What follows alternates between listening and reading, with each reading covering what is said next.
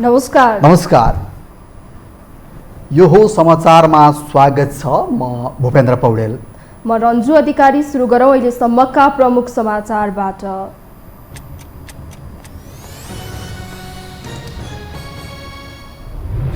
निर्वाचन सम्पन्न भएको 10 दिनसम्म अन्तिम मत परिणाम आउन सकेन। 160 स्थानको नतिजा अनुसार कांग्रेस पहिलो दल, समानुपातिकतर्फ एमालेलाई स्पष्ट अग्रता। आफ्नै सरकारको नारा दिएको एमाले चुनावी परिणामसँगै रणभुल्लमा। गठबन्धन फुटाएर सत्ता सम्हाल्ने आशा जीवितै, सत्ता सहकारी निरन्तर रहने समाजवादीको निर्णय। देशको नेतृत्व युवा पुस्ताले गर्नु परेमा सर्वसाधारणको जोड। परीक्षण भइसकेका नेताले देश विकास गर्न नसक्ने जिकिर। नेता र राजनैतिक प्रणाली प्रतिको आक्रोश उस्तै। पाकिस्तानमा तालिबान समूहद्वारा युद्धविराम भङ्ग, देशभर आक्रमण गर्ने चेतावनी। सेना र गुप्तचरबाट आक्रमण नरोकिएकाले जवाफी आक्रमण गर्नु परेको दावी। र विश्वकप फुटबलमा समूह चरणका अन्तिम खेल सुरु। पहिलो खेलमा इक्वेडर र सेनेगल तथा नेदरल्यान्ड्स र कतार बीच प्रतिस्पर्धा। अन्तिम 16मा पुग्ने राष्ट्रको टुङ्गो लाग्ने।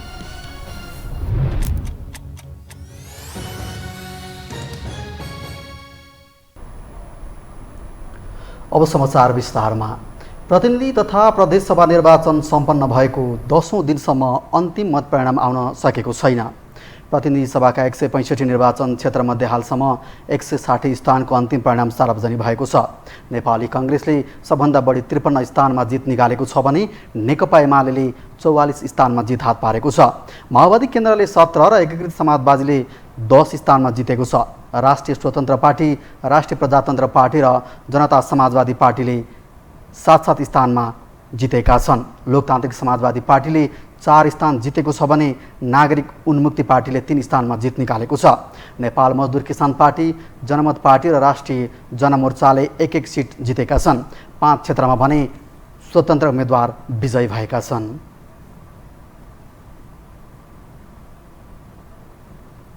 समानुपातिक प्रणालीतर्फको मतगणना अन्तिम चरणमा पुगेको छ। आयोगका अनुसार हालसम्म 79,36,000 भन्दा बढी मतगणना भएको छ। पछिल्लो परिणाम अनुसार नेकपा एमालेको पक्षमा सर्वाधिक 26,77,000 भन्दा बढी मत आएको छ। त्यस्तै दोस्रोमा रहेको नेपाली कांग्रेसलाई 25,28,000 भन्दा बढी मत प्राप्त भएको छ भने तेस्रो स्थानमा रहेको माओवादी केन्द्रले 11,50,000 मत कटाएको छ।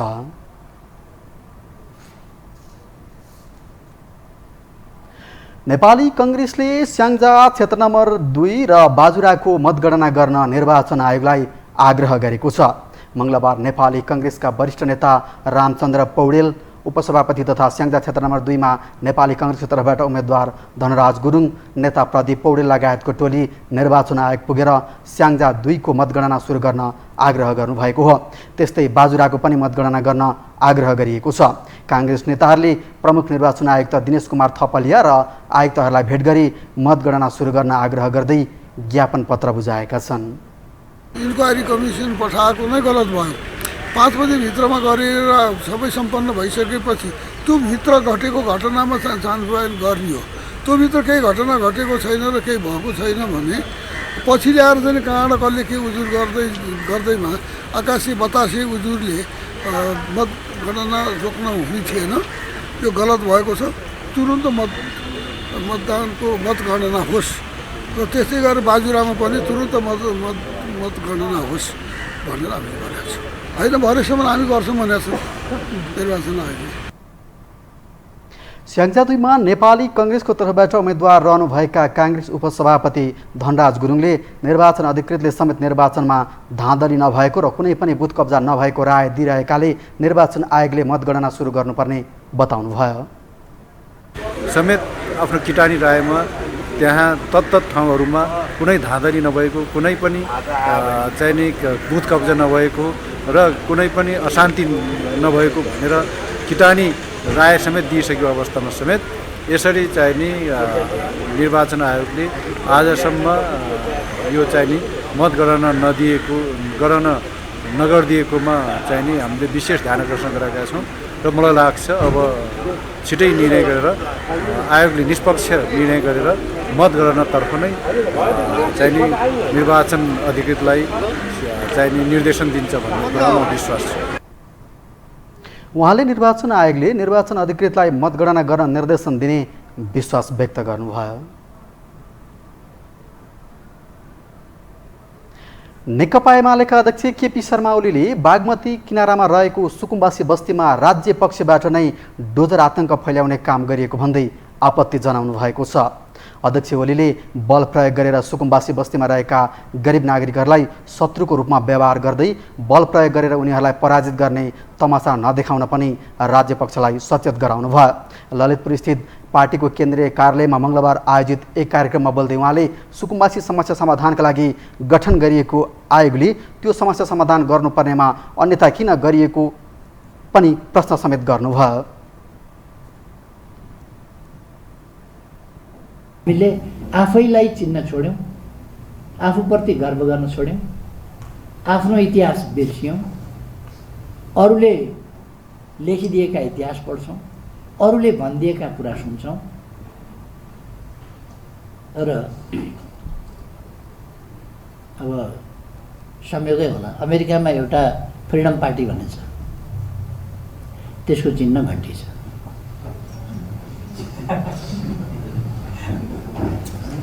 American freedom party of America र त्यसको चिन्ह घन्टी छ।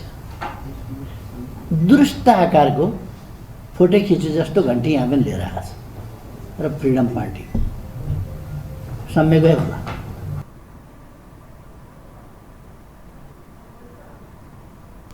ओलीले रवि लामिछाने नेतृत्वको राष्ट्रिय स्वतन्त्र पार्टीको नाममा नै आलोचना गर्नुभयो। अमेरिकामा रहेको फ्रिडम पार्टी र त्यसको चुनाव चिन्ह घन्टीकै झलक दिने गरी लामिछानेले आफ्नो पार्टीको नाम राखेको भन्दै अध्यक्ष ओलीले आलोचना गर्नुभएको हो। अध्यक्ष ओलीले निर्वाचनमा शान्तिपूर्ण वातावरणमा जनताले आफ्नो मत दिनुपर्नेमा सरकारले आतंकको वातावरण सिर्जना गरी जनताको अभिमतलाई आफ्नो पक्षमा पारेको आरोप समेत लगाउनुभयो।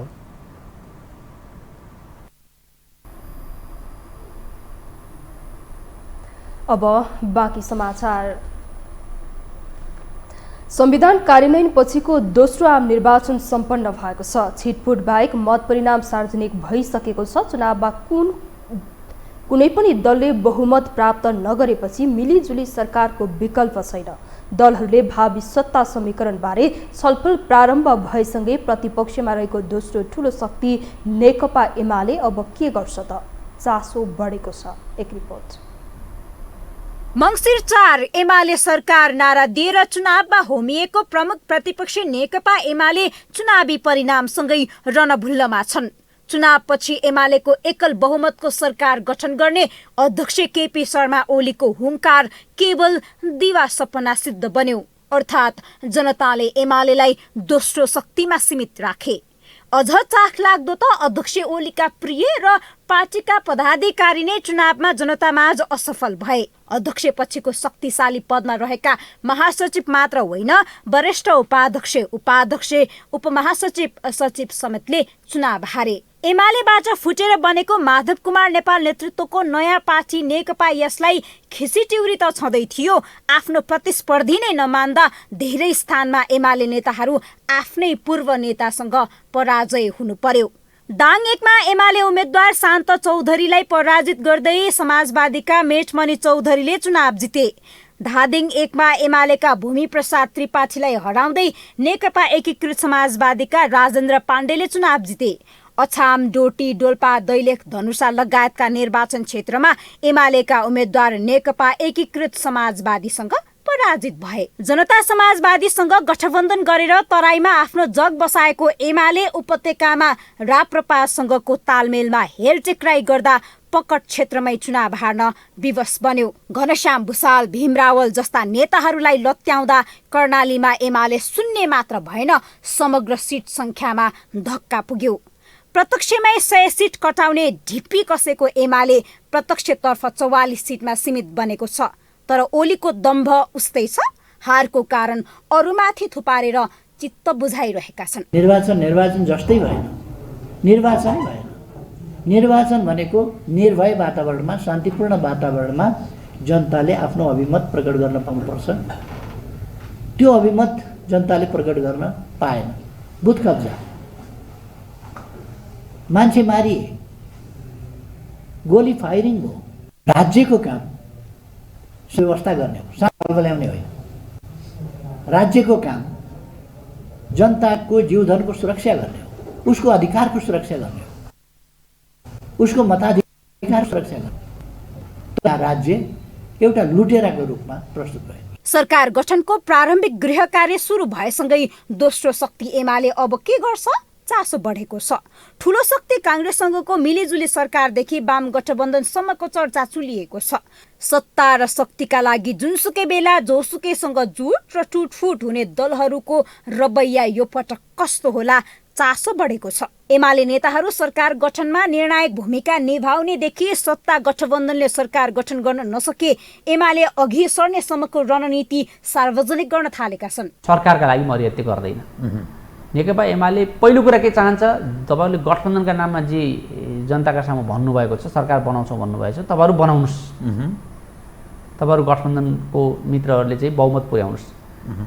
केन्द्रमा सातै प्रदेशमा नेकपा एमाले जनताका एजेन्डा, जनताका आवाज बुलन्द गर्नबाट कहीँ कतै किञ्चित पनि पछाडि हट्दैन। हामी प्रतिपक्षमा बसेर जुन ढङ्गले भूमिका निर्वाह गर्छौँ, हेर्नु होला त्यसपछिको 5 वर्षपछिको परिणाम के हुन्छ। फरक गठबन्धन सहित चुनावमा उभिएका कारण एमाले कांग्रेस मिल्ने सम्भावना न्यून छ। अङ्कगणितीय हिसाबले दुवै गठबन्धनले बहुमत प्राप्त गर्ने देखिँदैन। फलत जसरी पनि गठबन्धन फुटाउने रणनीतिमा रहेका ओली सत्ताको यात्रा तय गर्न सक्लान् या पुनः प्रतिपक्षमै चित्त बुझाउलान्, यो थाहा पाउन केही समय कुर्नु नै पर्ने हुन्छ। यो हो टेलिभिजनका लागि निम्लेकी शेर्पा, काठमाडौँ। नेकपा एकीकृत समाजवादी वर्तमान सत्तारूढ गठबन्धनलाई अगाडि बढाउनु पर्ने पक्षमा उभिएको छ। मंगलबार पार्टी केन्द्रीय कार्यालयमा बसेको नेकपा एकीकृत समाजवादीको बैठकले वर्तमान सत्तारूढ गठबन्धनलाई अगाडि बढाउनु पर्ने निष्कर्ष निकालेको हो।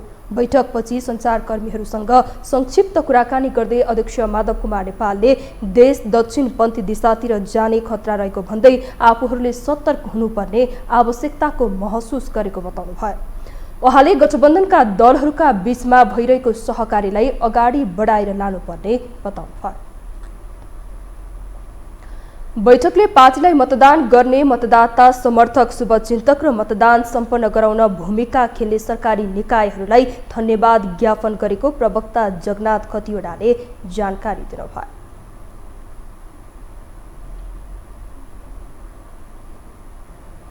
यथास्थितिको राजनीतिक परिस्थितिमा दिकदार मतदाताले भर्खर सम्पन्न निर्वाचनमा व्यापक मत परिवर्तन गरे। मधेसमा मधेसवादी दलहरूको विलय, एमाले र सीके राउत जस्ता शक्तिको उदय अर्थपूर्ण पक्कै छ। चुनावी परिणामसँग सत्ता समीकरण र मधेसको राजनीतिबारे चासो बढेको छ। एक रिपोर्ट।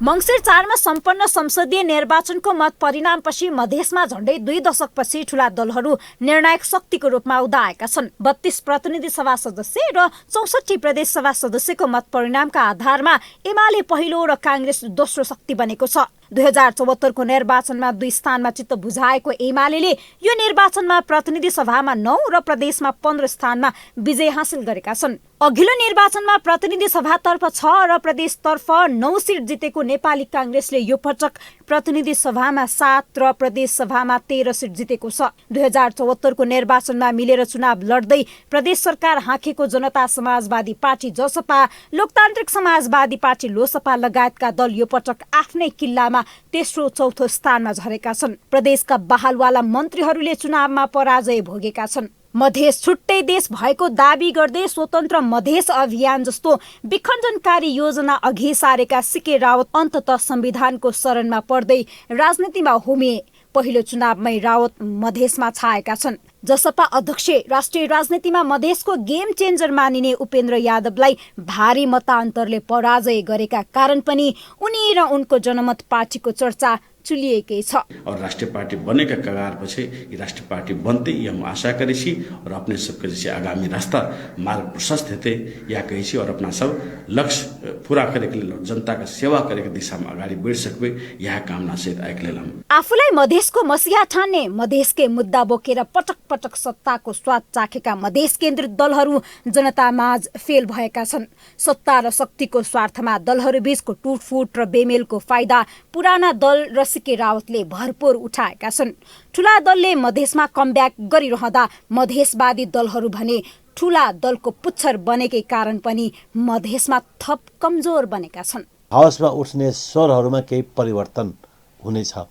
जस्तै जनमत पार्टीले को स्वर फरक स्वादको हुन्छ। यसपटक नयाँ संसदमा रवि लामी छानेजी नेतृत्व गरेको पार्टी स्वतन्त्र पार्टीको पनि नयाँ स्वर नयाँ टेस्ट हाउसमा आउनेछ र नागरिक उन्मुक्ति पार्टीको पनि नयाँ टेस्ट हुनेछ। यीका साथसाथै सरकारमा हालीमुहालीको अवस्था र हाउसको कानुन निर्माणको प्रक्रियामा हालीमुहाली ती पुरानै दलहरूको यथावत कायम रहने सम्भावना प्रबल छ। सम्पूर्ण निर्वाचनमा मधेस केन्द्रित राजनैतिक दलहरूले बेहोरेको पराजय र 2064 पछि एमाले कांग्रेस लगायतको मधेसमा उदय हुनु मधेसको राजनीतिमा मात्र नभई राष्ट्रिय राजनीतिमा समेत चासोपूर्ण पक्कै रहनेछ। सीके राउत नेतृत्वको जनमत पार्टी र रेशम चौधरी नेतृत्वको राष्ट्रिय उन्मुक्ति पार्टीको उदयले थप रोचकता थपेको छ। यी दलहरूबीचको सत्ता समीकरण र मधेसको मुद्दा कतातिर मोडिन्छ भन्ने चासो पनि थपेको छ। यो हो टेलिभिजनका लागि निम्लेकी शेर्पा, काठमाडौँ। हामीसँग समाचार बाँकी नै छन्, अहिलेलाई विश्राम।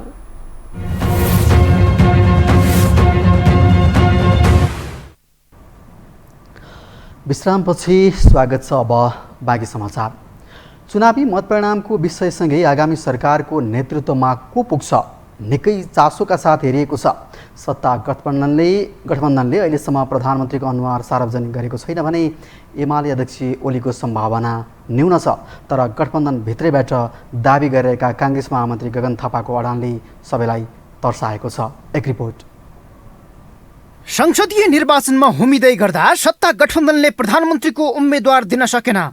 एउटालाई देखाउँदा अर्को तर्सिने भयबाट ग्रसित भएकै कारण 5 दलीय गठबन्धन प्रधानमन्त्रीको उम्मेद्वार बिनै निर्वाचनमा गयो र आशातीत परिणाम नल्याई फर्कियो।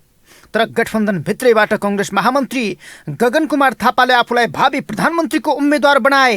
जनताको बीचमा गए र काठमाडौँ 4 का जनताले उनलाई आगामी प्रधानमन्त्रीकै रूपमा जिताएका छन्। तर गगनलाई प्रधानमन्त्री बनाउन संसदीय अङ्कगणित कति सहज छ कुनै हिसाब किताब छैन। उनलाई रोक्न घेराबन्दी गर्नेहरू बढेको बढै छन्। पहिलो घेराबन्दी पार्टीबाटै सुरु भएको छ। पार्टीमा यस विषयमा कुनै छलफल पनि भएको छैन र जिम्मेदार पदाधिकारीको हैसियतमा भएको नेताहरूले त्यो संस्थागत छलफल अगाडि बढ्दै जाँदा त्यसपछि त्यो अभिव्यक्ति दिँदा चाहिँ उपयुक्त हुन्थ्यो। मेरो चाहिँ मलाई लागेको चाहिँ त्यस्तो। शेरबहादुरजी पछिको पुस्ता त्यसपछिको पुस्तामा पनि नेपाली काङ्ग्रेसभित्र थुप्रै योग्य साथीहरू थियो। गगनजीहरू पनि योग्य हुनुहुन्छ। त्यसमा म उहाँको योग्यतामा कुनै उहाँहरू चाहिँ तेस्रो पुस्तामा पर्नुहुन्छ। त्यही करिब तेस्रो भन्नु पर्यो। नेपाली कांग्रेसको संस्थापन पक्षले प्रधानमन्त्रीका लागि गगनको बेला नभएको भन्दै सभापति शेरबहादुर देउबा नै अबको प्रधानमन्त्री भनेको छ। तर कांग्रेसभित्रै पुस्तान्तरणको मुद्दा पेचिलो बन्दै गएकाले पहिले जस्तो सहज संस्थापन पक्षलाई छैन। किनकि गगनले प्रधानमन्त्रीको दाबी गरिरहँदा अर्का महामन्त्री विश्वप्रकाश शर्मा उनको प्रस्तावक बन्ने घोषणा गरेका छन्। तर संस्थापन पक्षले सहमतिमै गगनलाई प्रधानमन्त्रीका रूपमा पेश गर्ने सम्भावना निकै न्यून छ। फलत नेताहरू भिडेरै भए पनि सम्भावनालाई यथार्थमा बदल्नुपर्ने दाबी गरिरहेका छन्। अब देउबाकै पद पाकेपछि त कसरी स्वाभाविक भयो र? जसको पद उहाँले ताक्नुभयो सभापतिको पद, सभापति अहिले त प्रेसिडेन्ट त प्रधानमन्त्री नै हुनुहुन्छ नि। उहाँले चुनाव गराउनुभयो, पहिलो पार्टी भयो, उहाँ आफूलाई पहिलो प्रायोरिटी राख्नुहुन्छ नि, होइन र? अहिलेको संसदीय अङ्कगणित गगनका लागि प्रतिकूल नै देखिन्छ। कांग्रेसले प्रत्यक्ष र समानुपातिक गरी झन्डै 90 सिट ल्याउने सम्भावना छ। यस्तो अवस्थामा टिकट वितरणकै बेला देउबाले आफ्नै पक्षमा बहुमत उम्मेद्वार उठाएका थिए। अहिले निर्वाचित भएका बहुमत सांसद देउबाकै पक्षमा छन्। यसले देउबा विरुद्ध संसदीय दलको चुनाव जित्न गगनलाई गाह्रो हुनेछ। तथापि पार्टीभित्र पुस्तान्तरणको मुद्दा चर्किएकाले त्यसको पक्षमा उभिएका 60% प्रतिशतले आफूलाई मत दिने विश्वास गगनले गरेका छन्। त्यसो नभए सहमतीय ढङ्गबाट देउबाले गगनलाई प्रधानमन्त्रीका रूपमा स्वीकार गर्नु अर्को विकल्प हो। म त बलियो सम्भावना देख्दैछु, बलियो सम्भावना देख्दैछु म त। किनभने शेरबहादुरजी प्रधानमन्त्री बन्नुहुन्न भन्ने कुरामा चाहिँ म लगभग कन्भिन्स छु। शेरबहादुरजी प्रधानमन्त्री बन्नुहुन्न भन्ने कुरामा। किनभने शेरबहादुरजीलाई छ भने अलिकति उहाँ पोलिटिकल सेन्स नहुने कुरै भएन। त्यत्रो सिनियर मान्छे, त्यत्रो वर्ष सङ्घर्ष गरेको सबै गरेको मान्छे, र राजनीति उहाँले बुझ्नु भएको छैन, यो अहिलेको चुनावको सन्देश बुझ्नु भएको छैन भन्ने कुरा होइन। शेरबहादुरजीलाई मैले डरलेउराको मात्र कुरा गरेँ होइन, आम जनताले झन्डै रिजेक्ट गरेको अवस्था हो। तर देउबा सहित झन्डै आधा दर्जन नेता प्रधानमन्त्रीकै दाबी गरिरहेकाले यो सम्भावना बाहिरको विषय बनेको छ। फलत देउबाले नचाहेसम्म उनी संसदीय दलको चुनाव लड्न त सक्छन्, तर प्रधानमन्त्री हुने सम्भावना निकै न्यून छ। यद्यपि गगनको अडानकै कारण गठबन्धनदेखि विपक्षी मोर्चाका थर्कमान धेरै नेताहरू उनको घेराबन्दीमा उत्रिएका छन्।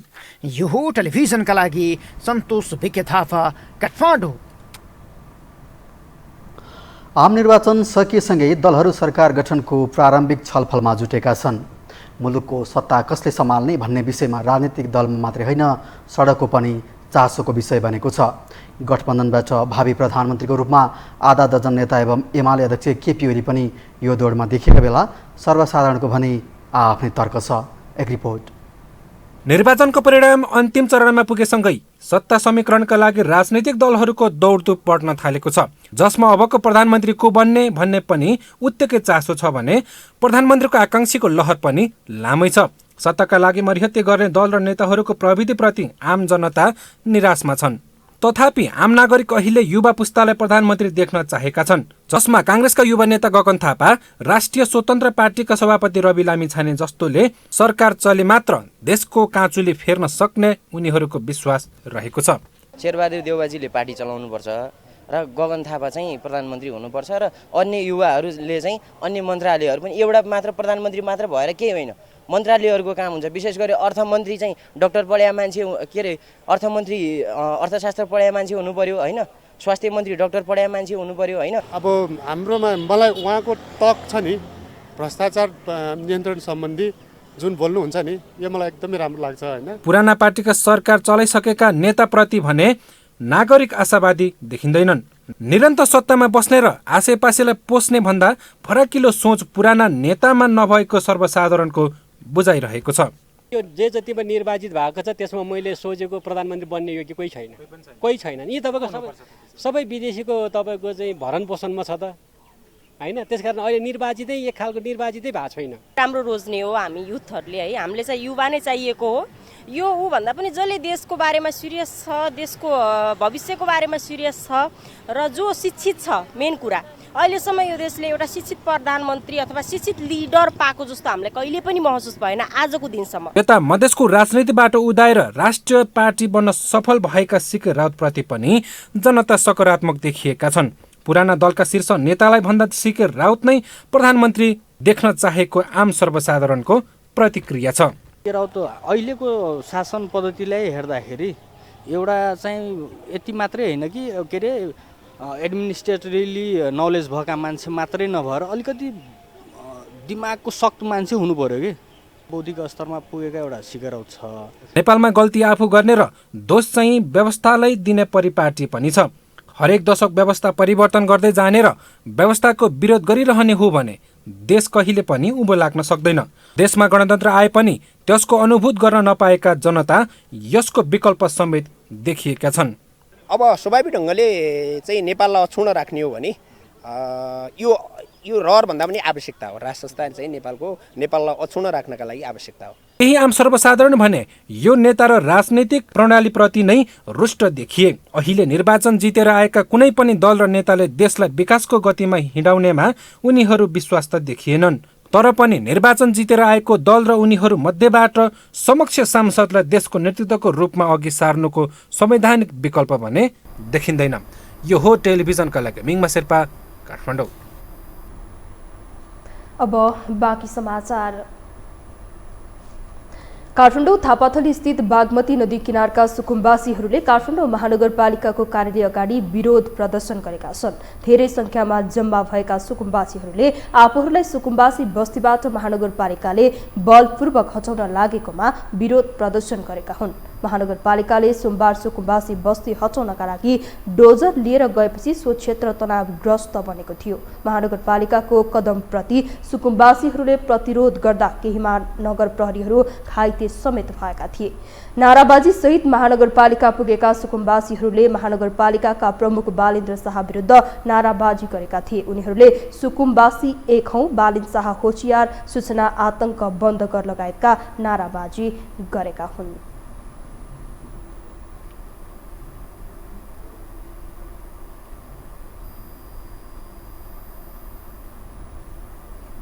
राष्ट्रिय भूमि आयोग जिल्ला काठमाडौँले सुकुम्बासीहरूको उचित व्यवस्थापन बिना नै काठमाडौँ महानगरपालिका डोजर लिएर बस्ती भत्काउन पुगेको आरोप लगाएको छ। आयोगले सबैको कुरा सुन्दा र बुझ्दा महानगरपालिका नै एकलौटी रूपमा अघि बढेको पाइएको बताइएको हो। आयोगले अहिले लागत सङ्कलन कार्यमा जुटिरहेको र चुनावका बेला आचार संहिता लागू भएकाले काम गर्न नपाएको बताएको छ। आयोगले लागत सङ्कलन गरी वास्तविक सुकुम्बासीहरूको पहिचान नगरिकन महानगरले डोजर लिएर सुकुम्बासी बस्ती भत्काउन जाने कुरा उचित नभएको बताएको छ। यसमा चाहिँ लागत सङ्कलन गर्नेदेखि लिएर वास्तविक सुकुम्बासीको पहिचान गर्नेदेखि लिएर स्थानीय निकायबाट ती सुकुम्बासीहरूलाई कहाँ व्यवस्थापन गर्ने भन्ने सुद्धा पनि स्थानीय निकायले, मतलब भनौँ हामी राष्ट्रिय भूमि आयोगको काठमाडौँ जिल्लाको एउटा आयोग त हौँ, तर त्यो आयोगले काम गर्नु अगाडि स्थानीय निकायले काम गर्नुपर्ने हुन्छ र त्यो स्थानीय निकायले नै एक किसिमले चाहिँ निर्णय गरेर हामीलाई चाहिँ दिनुपर्ने हुन्छ। किन भन्दाखेरि कुन ठाउँमा कसरी चाहिँ व्यवस्थापन गर्ने, को सक्कली सुकुम्बासी हो, को नक्कली सुकुम्बासी, जुन किसिमले अहिले कुरा आइरहेको छ होमबासी भन्ने, त्यो त लागत सङ्कलनपछि सबै किसिमले चाहिँ जानकारी लिइसकेपछि मात्र थाहा हुने कुरा हो।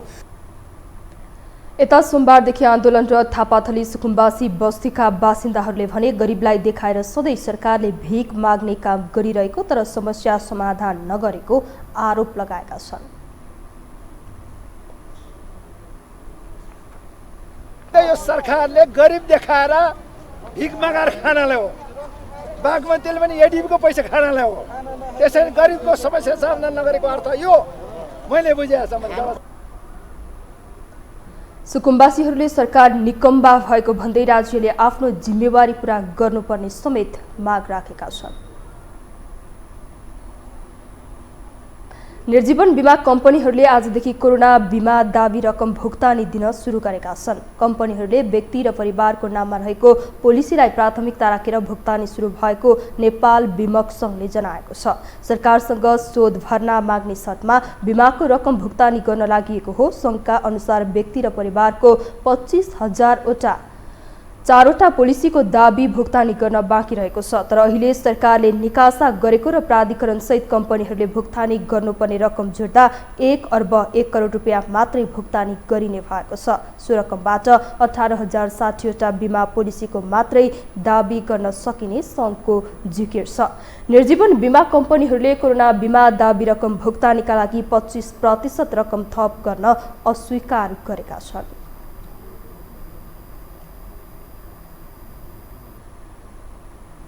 अब पालो आर्थिक समाचारको।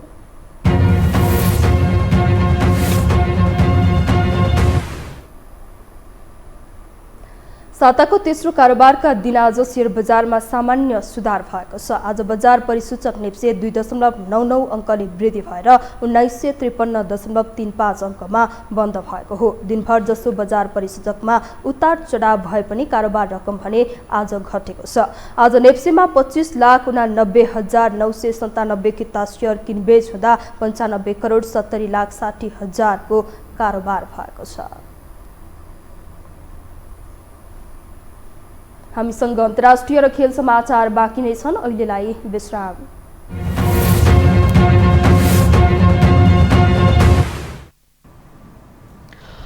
विश्रामपछि स्वागत छ। अब पालो अन्तर्राष्ट्रिय समाचारको।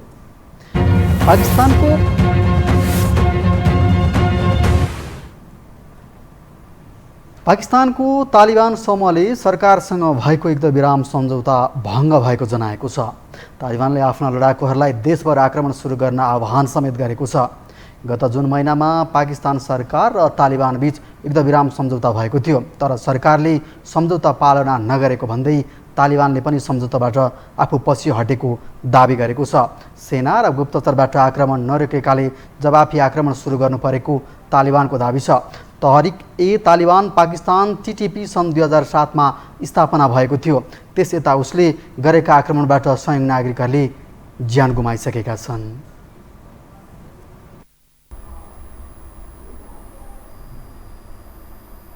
अब पालो खेल समाचारको।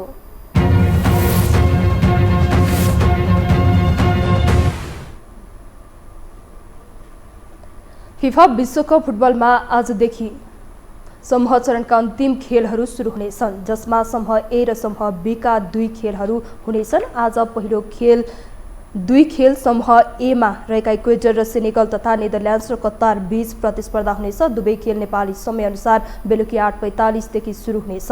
यस खेलबाट समूह ए बाट अन्तिम 16 मा पुग्ने 2 राष्ट्रको टुङ्गो लाग्नेछ। त्यस्तै दोस्रो 2 खेलमा समूह बी मा रहेका इरान र अमेरिका तथा वेल्स र इङ्ल्यान्ड बीच प्रतिस्पर्धा हुनेछ।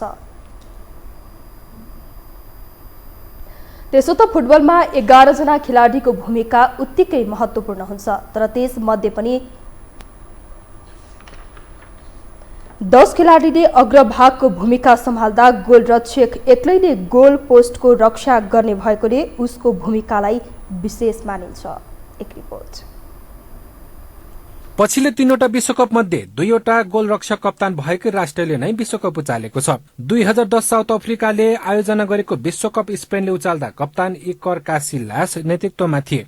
त्यस्तै 2018 मा रसिया विश्वकप फ्रान्सले चुम्दा कप्तान हिगो लरिस नायक बने। उनी खेल जिताउन फरवार्ड नै टिमको कप्तानी हुनुपर्छ भन्ने विचारलाई तोड्दै किप्परको नेतृत्वमा विश्वकप जिताएर नायक बन्न सफल भएका थिए। त्यसो त यो तथ्याङ्कसँगै यसपालिको विश्वकप उत्कृष्ट गोलरक्षकको होला भन्ने सवाल टटकारो रूपमा उठेको छ। मेक्सिको खेल क्षेत्रलाई आफ्नो काँधमा बोकेर हिँडेको गोलकिपर ओचोवा पनि कप्तान नै हुन्। कतारमा जारी विश्वकपको पहिलो खेलमा उनले रोबर्ट लेभनडस्कीको पेनाल्टी रोक्दै आफ्नो टोलीलाई महत्वपूर्ण अङ्क दिलाइसकेका छन्। 5औं पटक विश्वकपमा सहभागिता जनाइरहेका ओचोवा हाल मेक्सिकन क्लब अमेरिकासँग आबद्ध छन्। यता फ्रान्सका हिगो लरिस पनि कप्तान नै हुन्। उनले 2010 मा पहिलो पटक राष्ट्रिय टोलीको कप्तानी गरेका थिए। कप्तानमा अनुबन्धित भएको 8 वर्षमै रसियामा सम्पन्न 2018 फिफा विश्वकप उनको कप्तानीमा जितेको थियो। इकर कासिलास स्पेनका गोलकिपर हुन्। 2010 मा पहिलो विश्वकप जिताउन कासिलासको नेतृत्वमा जितेका थिए, जहाँ उनले संयुक्त रेकर्ड 5वटा क्लिन पानाहरू राखे।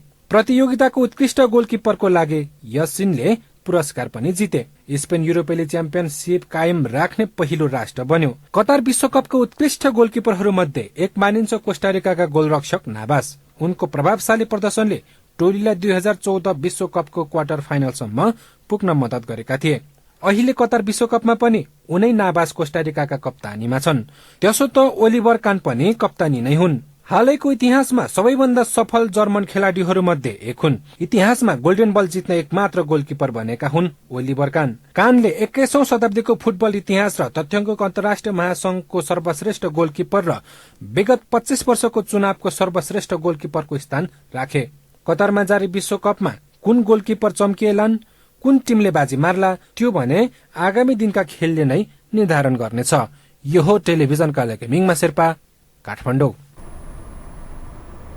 यससँगै हामी यो समाचारको अन्त्यमा आइपुगेका छौँ। बिदा हुनु अघि प्रमुख समाचार पुनः एकपटक।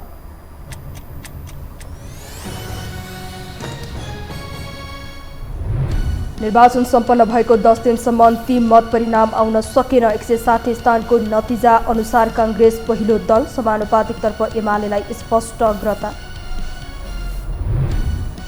आफ्नै सरकारको नारा दिएको एमाले चुनावी परिणामसँगै रणभुल्लमा, गठबन्धन फुटाएर सत्ता सम्हाल्ने आशा जीवितै, सत्ता सहकारी निरन्तर रहने समाजवादीको निर्णय। देशको नेतृत्व युवा पुस्ताले गर्नुपर्नेमा सर्वसाधारणको जोड, परीक्षण भइसकेका नेताले देश विकास गर्न नसक्ने जिकिर, नेता र राजनैतिक प्रणालीप्रतिको आक्रोश उस्तै। पाकिस्तानमा तालिबान समूहद्वारा युद्धविराम भङ्ग, देशभर आक्रमण गर्ने घोषणा, सेना र गुप्तचरबाट आक्रमण नरोकिएकाले जवाफी आक्रमण सुरु गर्नु परेको दाबी। र विश्वकप फुटबलमा समूह चरणका अन्तिम खेल सुरु। पहिलो खेलमा इक्वेडर र सेनेगल तथा नेदरल्यान्ड्स र कतार बीच प्रतिस्पर्धा, अन्तिम 16मा पुग्ने राष्ट्रको टुङ्गो लाग्ने।